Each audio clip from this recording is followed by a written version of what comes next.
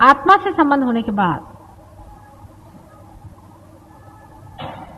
हमको उससे तादाद में पाना होता है। माने ये कि मैंने आपको जाना, ठीक है, आपको मैंने पहचाना, ठीक है, लेकिन मैं आप नहीं हो गई हूं। आपको मैं देख रही हूं और आप मुझे देख रहे हैं। जिस वक्त मैं आपकी दृष्टि से देख सकूं उसी वक्त तादाद में होता है। आत्मा के अंदर प्रवेश करके वहां से आप जब सब संसार पर दृष्टि डालते हैं तब कहना चाहिए कि आत्म साक्षात्कार पूर्णतया संपन्न हो। कुंडलिनी का जागरण, उत्थापन तथा भेदन सब कुछ हो गया जो लोग पा रहे हो। सहस्त्रार टूट गया। आप चक्रों के द्वारा अपनी स्थिति और दूसरों की स्थिति को भी बहुत अच्छी तरह से पहचान लेते हैं, उसकी जानकारी होने लगी। लेकिन अभी आप आत्मा से तदाकार नहीं हो, तदाकार नहीं। आत्मा से तदाकार होने के लिए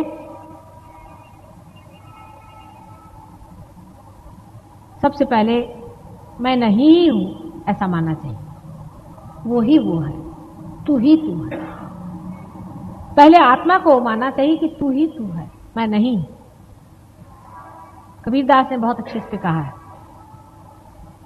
कि जब धुनकने वाला धुनकता है तो धुनकी की आवाज आती है तू ही तू ही। लेकिन जब बकरी के पेट में अतड़ियों के रूप में होती है तो तब कहती है मैं। फिर बकरी के अतड़ियों से निकल के उसकी अच्छी पिटाई होती, सफाई होती, तानी जाती, खींची जाती, सुखाई जाती, और जब उसे फिर धुनकनी पे लगाते हैं तो हर समय कहती तू ही तू ही तू ही तू ही तू ही तू ही। ऐसे ही हमारे मन का है।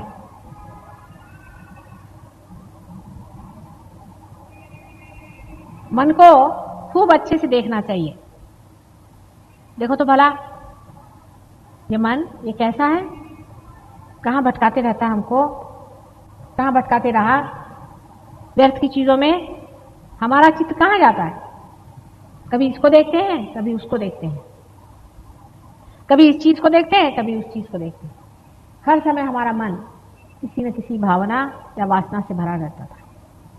अब उसमें प्रकाश हो गया, हम देखते हैं इसमें वासना है, भावना है, लेकिन तो भी हम इस गंदी चीज को अपने साथ लिए चले जा रहे हैं।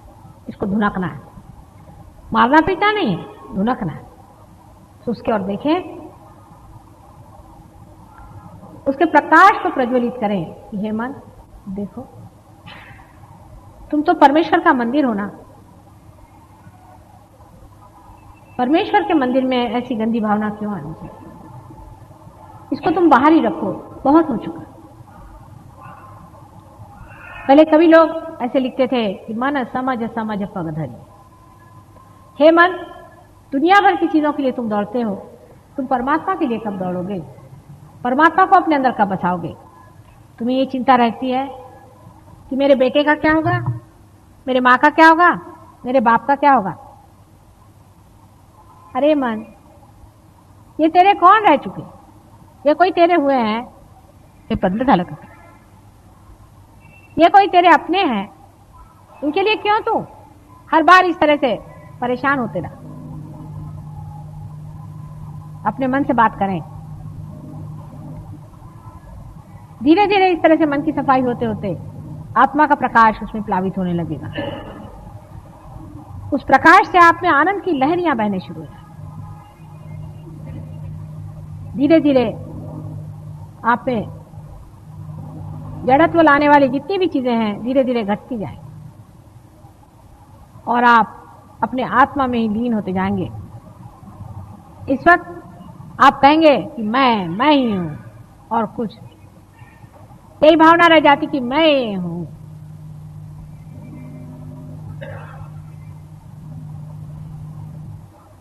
आत्मा ही आप हो जाते हैं और आप कहते हैं कि मैं ही हूं। जब आत्मा के अंदर से दृष्टि होने लग जाती है तो आप कहते हैं कि ये मैं हूं, ये संसार मैं हूं, ये सृष्टि मैं हूं, ये समुंदर मैं हूं, ये दुनिया की कोई चीज ऐसी नहीं जो मैं नहीं हूं। हर एक चीज में मैं ही हूं, मैं ही बसा हुआ हूं। हर चीज में मेरा ही वास, मेरे से ही सारी सृष्टि स्पंदित है। मेरे बगैर सृष्टि का निर्माण ही नहीं। मैं ही मैं सब कुछ। यह अहंकार नहीं, यह वास्तविकता, यह असलियत। इसे अस्मिता कहते हैं। लेकिन उसको पाने के लिए सबसे पहले हमारा जो झूठा मैं है उसे तोड़ना होगा। झूठा मैं में अनेक चीजें हैं। शुरू से आप देखिए कि मैं हूं हिंदुस्तानी, मैं हूं हिंदू, मैं हूं मुसलमान, मैं हूं जैन, मैं हूं फलाने नाम वाली, मैं हूं फलाने नाम वाला, मेरी ये पोजीशन, मेरा ये पैसा, मेरा ये गरूर, मैं साड़ी हूं, कपड़े हूं, मैं स्वेटर हूं, सूट हूं, सब कुछ हूं, मैं नहीं हूं, बाकी सब मैं होता हूं। इस तरह के अनेक मैं में लगता हुआ सारी जिंदगी बिताते रहता हूं। फिर एक क्षण भर बैठ के सोचना चाहिए, क्या इसीलिए मेरा जन्म हुआ था? सारी जिंदगी मैंने क्या किया? कहां गई ये दिन? कहां बिताया मैंने? अपना सारा समय कहां बर्बाद किया मैंने? सहज योग के बाद भी बहुत से लोग अभी भी अपना समय बहुत बर्बाद करते। फिर से समय नहीं आने वाला, इस बात को कोई समझते नहीं है।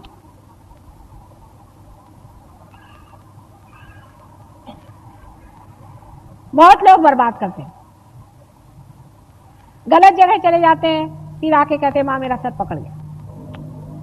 क्यों ऐसा समय बर्बाद करना है? इसमें रखा ही क्या है? ऐसे तो हजारों लोग अपना समय बर्बाद करते हैं, लेकिन पार होने वाले लोगों को आत्मा में लीन होना चाहिए। सब हो गया, भंडार खोल दिए, दरवाजे खोल दिए, अंदर भी आ गए, और अभी आप हाथ पे हाथ धरे बैठे। अब इसे क्या किया जाए? भाई हम आपके लिए खाना बना सकते हैं, आपके मुंह में डाल सकते हैं, अब आपका पचा तो नहीं सकते ना। ये तो आप ही को पचाना है, उसकी कोई मेहनत नहीं है खास। सब चीज के लिए टाइम होता है, इस चीज के लिए टाइम नहीं होता।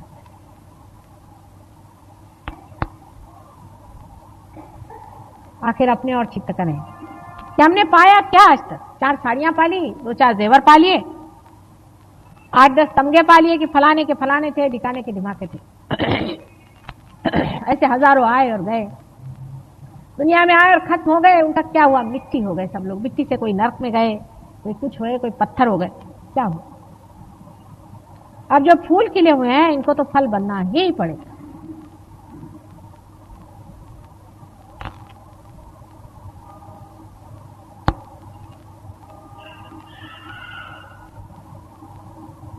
परिपक्वता आनी पड़ेगी अपने विचारों में, अपने संलग्नता में, अपने ध्यान में। जीवन अत्यंत सुंदर अगर बनाना है तो सुंदरता को अपनाना पड़ता है। उसका जो कुछ असुंदर है, जितना भी अगली है, उसको निकाल फेंकना पड़ता है। लेकिन हम लोग तो अभी भी उसी चीज में थोड़ा थोड़ा लिपटे चले जा रहे हैं। आज एक साहब आए थे, वो मेरे साहब कहने मेरे सामने कहने लगे कि मैं सिगरेट पी लूं थोड़ी, माता जी हर्जा तो नहीं? मैंने कहा मुझे क्या हर्जा है, तुमको हर्जा है या नहीं?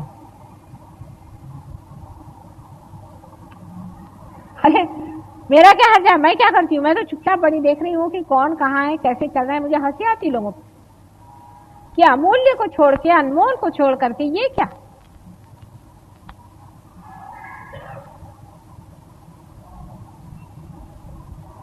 सहज भावना से परमात्मा से कहना चाहिए कि तेरा खेल होने दे, अब मेरा बहुत हो चुका, मैं बैठा हूं, अब तू खेल, देखना मुझे तेरा खेल। इसके अलावा मांगने का क्या है संसार में?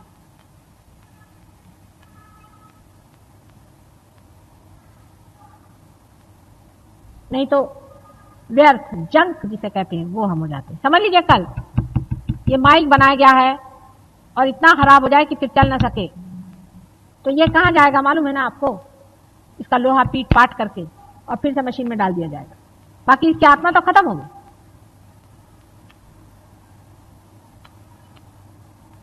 आपका जो इंस्ट्रूमेंट बना है अगर वो इस्तेमाल ना करें आप, तो उसकी एफिशिएंसी पूरी खत्म हो जाएगी कि नहीं।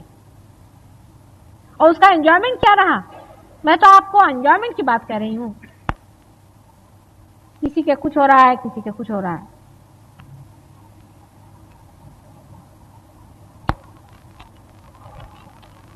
ध्यान में कितनी प्रगति की, आप क्या बने, यही सहयोग में सवाल पूछा जाता है।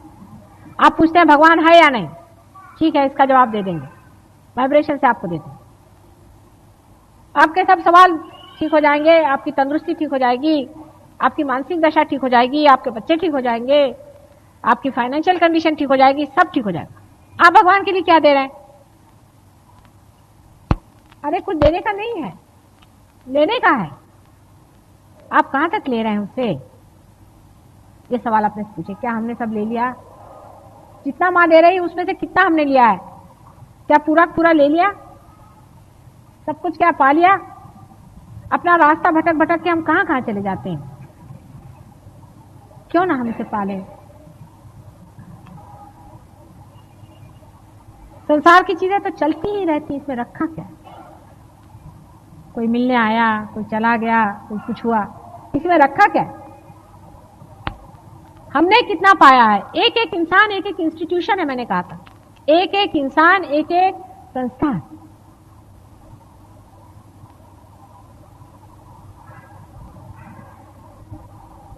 हमारे यहाँ पाटिल आते हैं, आप जानते हैं, एक छोटे से गांव से आते हैं, तालवा नाम का गांव है, छोटी सी झोपड़ी में रहते,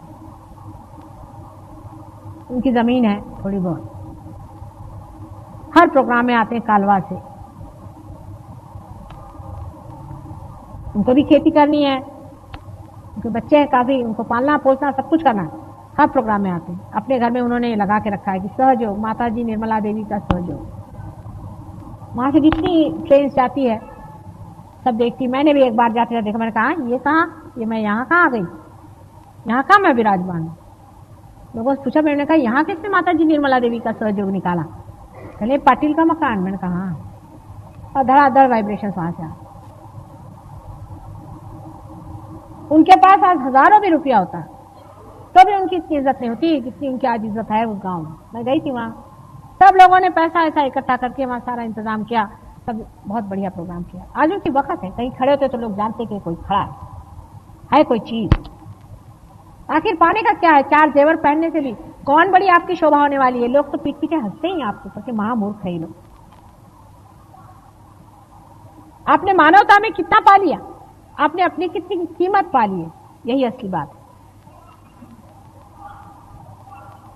वहां से लोग जाते वक्त उनके घर को भी नमस्कार करते। मनुष्य की पहचान उसके बाहरी में कुछ नहीं होती है, अंदर ही होती है। आपको मैं शास्त्री जी का उदाहरण देती हूँ। शास्त्री जी बहुत थोड़े समय के लिए जीवित रहे और जब उनकी मृत्यु हुई तो उनके अर्थी को लेकर के हम सभी लोग गए थे, मैं भी थी उसी में। तो जो कलश थे, अर्थी तो कोई दिखाई नहीं देती थी, शास्त्री जी तो बिल्कुल ही नहीं दिखाई देते, सिर्फ थोड़ी सी अर्थियां थी उसमें, एशेस, वो एक कलश में रखी थी। उस कलश को देखने के लिए हर जहां से ट्रेन जा रही थी रास्ते भर लोग खड़े थे लालटेन लेकर। तो ट्रेन धीरे धीरे जाती थी, सब उस कलश के दर्शन के लिए बस नमस्कार करें, सब उसको नमस्कार करें। और जब वो अर्थियां समर्पित हो गई गंगा जी में, उसके बाद वो सब पहले में वो कलश गए कहां, पता नहीं कहां पड़े थे। वो खोजने से भी नहीं मिले, पता नहीं कहां पड़े गए। लोगों ने जान दो हटा, कहीं चले गए होंगे, किसी ने चुराए भी नहीं। तो एक बैलगाड़ी थी उसके नीचे में पड़े थे, वहां से उठा के। मैंने कहा देखो इन कलशों को ही अभी तक नमस्कार करते आए, वहां से ट्रेन धीरे धीरे धीरे चलती आई, हजारों मील से लोग आकर के उस कलश के दर्शन करें। और उस कलश में से फिर दूसरे वो ऐसे ही थे ना, वो जैसे ही विसर्जित हो गए तो वो उस कलश को किसी ने पूछा भी नहीं, किसी काम का भी नहीं, कोई अर्थ ही नहीं रहा उसमें, एकदम यूजलेस चीज, उसकी कोई कीमत ही नहीं रही। किसी ने उसको सजाया भी नहीं, संवारा भी नहीं, देखा भी नहीं, वहां नीचे में फेंक दी, बैलगाड़ी के नीचे में, वो कहीं दबदुबा जाते खत्म हो जाते। और जब उसको उठा के लाए लोगों ने कहा इसे कहां रखे, बेकार की चीज इतनी बड़ी काहे उठा ले जा रहे, फेंक दो इसको गंगा जी, क्या रह गए। ऐसे ही आपके शरीर का, आपके व्यक्तित्व का है। मृत्यु से पहचान होती है मनुष्य की। उसे जानना चाहिए हर एक आदमी को मृत्यु आता ही है, इसी वजह से। उसकी परख कैसी होगी? उसके परख के लिए मृत्यु आती है। मृत्यु के वक्त है, किसी के लिए 2 आदमी रोते हैं, किसी के लिए 10 आदमी रोते हैं, किसी के लिए 25 आदमी रोते हैं। कोई कहता है मेरा पति मर गया, कोई कहता है मेरी मां मर गई, कोई कहता है मेरा बाप।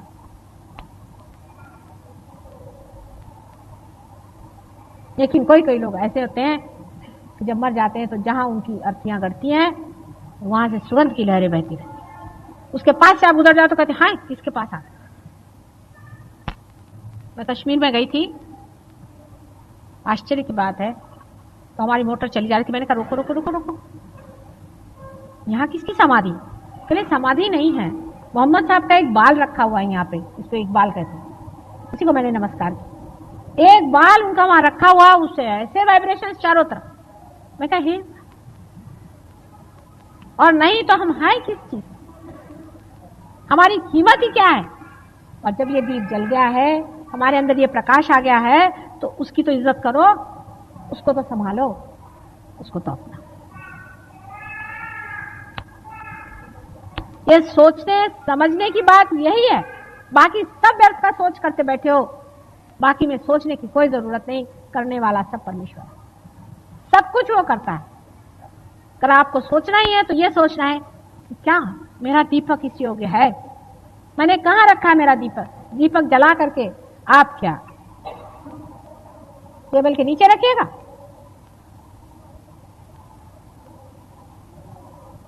ये कौन सा तरीका? इसका मापदंड अपने और ले लेना चाहिए। इसको सोच लेना चाहिए कि हमने अपनी मानवता कहां तक जगाई, उसको कितना हमने मैनिफेस्ट किया है, कितना हमारे मानवता का प्रकाश फैला है। दुनिया क्या कहती है हमारे लिए?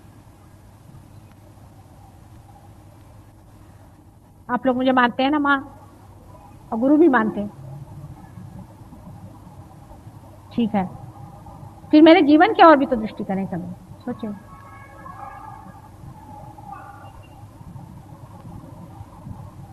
हजारों वर्षों की तपस्या के बाद हम मनुष्य हुए, हजारों वर्षों के बाद, और मनुष्यता के नाते आने पर फिर समझा कि मनुष्य क्या होता है।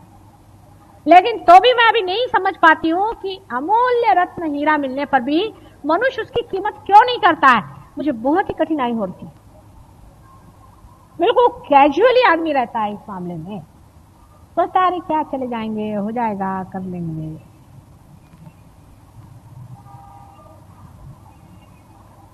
कारण यह है, हीरे का मूल्य आप बाजार में जाके पूछ सकते हैं, इसके लिए कोई बाजार नहीं। इसका बाजार आप ही का हृदय, आप ही का मन, आप ही का संतोष, आप ही का विचार, सब कुछ आप ही के अंदर, आप ही से अपनी ही संतोष की बात है। अपने ही में आप खेलते हैं, अपने में आप जागते हैं, अपने में आप रहते हैं, अपने ही में मजा लेते हैं, और ये सारे जो अपने हैं उनके साथ आप रचते हैं, उन्हीं के अंदर विराजते हैं। एक आदमी कहता कि देखो एक सहयोगी है हमारे यहाँ, है एक आदमी, और एक है कि वो ऐसा है। क्या आप सहयोग को बदनाम कर रहे हैं या उसको सुनाम दें? लोग क्या कहें?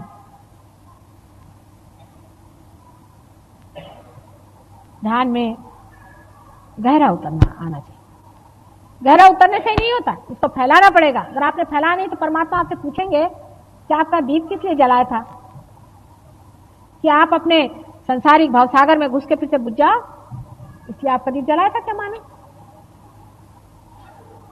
आप किस लिए मां के पास गए थे? जागृति क्यों करने के लिए गए थे? किस वजह से?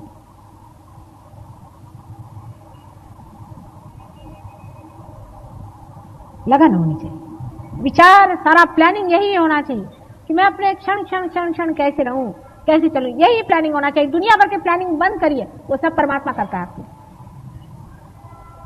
उल्टा ही प्लानिंग हमेशा दिमाग चलाते रहता है, जिससे हमारा धर्म टूटता जाए। हर में ये कि सवेरे उठे, हाँ थोड़ी देर बाद बैठेंगे, उससे तो थोड़ा सो ही ले, बहुत कैजुअल हो जाता है। सहज चीज बहुत सहज मिलती है, इसमें कोई शंका नहीं। लेकिन जो सहज हुई है, माने आपके साथ जो जन्मी है, इसकी बहुत बड़ी पुरानी परंपरा चली आई है और वो बनाई गई है। कि आप कीमत नहीं समझते हैं, उसको आप नहीं नाप सकते हैं कि ये कैसे हुआ, कैसे कुंडलिनी बनाई गई, कैसे चढ़ाई गई, कैसे आपको आत्म साक्षात्कार हुआ। आप तो सोचते हैं कि हाँ मिल गया, जैसे बाजार में जाकर आपने एक साड़ी खरीद लियो, चाहे एक कपड़ा खरीद लियो। नहीं नहीं नहीं नहीं नहीं, ये अनंत की तपस्या है, इससे आपने पाया है, इसका मूल्य जानिए, इसमें गहरे उतरना पड़ेगा, गहरे जाना पड़ेगा, तब आनंद और सुख इस संसार में आएगा। इस संसार की समता, एकता, इस संसार का उत्थान सभी कुछ आप सहयोगियों पे है, ये तो कम से कम समझ लेना चाहिए।